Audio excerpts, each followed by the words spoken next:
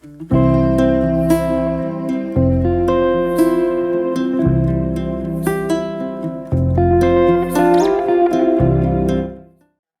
nós nos perdemos de nós mesmas, tá?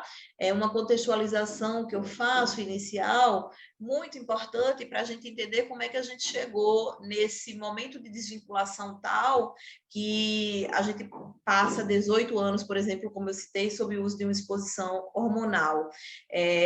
Originalmente, nas sociedades matriarcais, as mulheres, elas regiam, digamos assim, as relações sociais, as relações políticas, na acepção ampla de política, né? Elas organizavam a distribuição dos alimentos, elas organizavam as relações sociais, elas organizavam as questões diplomáticas, digamos assim. É entendido que apenas corpos cíclicos poderiam ou deveriam exercer esse lugar de cuidado, esse lugar de organização social, porque a natureza é cíclica e apenas corpos cíclicos seriam capazes de entender essa ciclicidade, essa sazonalidade do que a Terra nos dispõe, a fim de não exaurirmos os seus recursos. Então, nas sociedades matriarcais, a ciclicidade feminina atuava em conjunto para organizar o prover, o suprir, as organizações sociais, de modo a respeitar a ciclicidade natural do planeta. Com o advento do patriarcado, a gente tem um modo de pensar voltado eminentemente para o masculino, né? Tudo é pensado para o masculino, nós vivemos numa sociedade em que tudo é feito para o conforto do masculino. Perceba que se os homens menstruassem, por exemplo, nós teríamos absorventes em banheiros públicos, nós teríamos absorventes em todos os locais, nós não teríamos reuniões, por exemplo, no período menstrual, não, fulano está menstruado, então hoje não vai ter reunião, tá? Então, não, tá certo.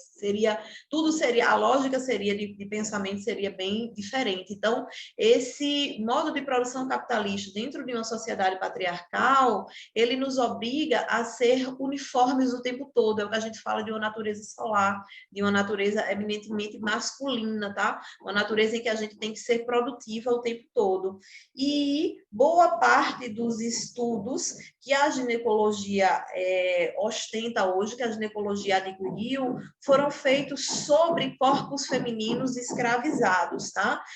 Abusos e experimentações, quem tiver estômago para ler, vai saber que a história da ginecologia,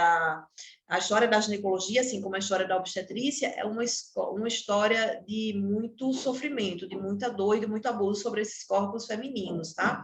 E é uma história escrita por homens, né? É uma história em que as mulheres, as bruxas, as curandeiras, as parteiras, elas são tiradas de cena e muitas vezes tiradas de forma violenta, como a gente tem a descrição do período inquisitório, um verdadeiro holocausto misógino nesse período aí.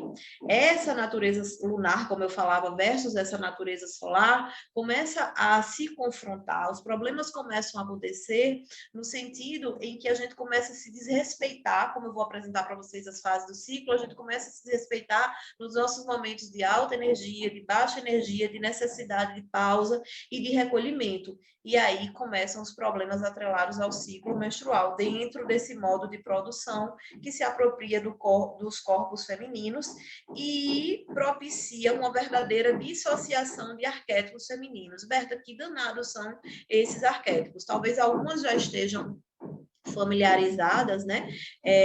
Mas esses arquétipos são modelos, né? Um termo que a gente pega da psicologia junguiana, né?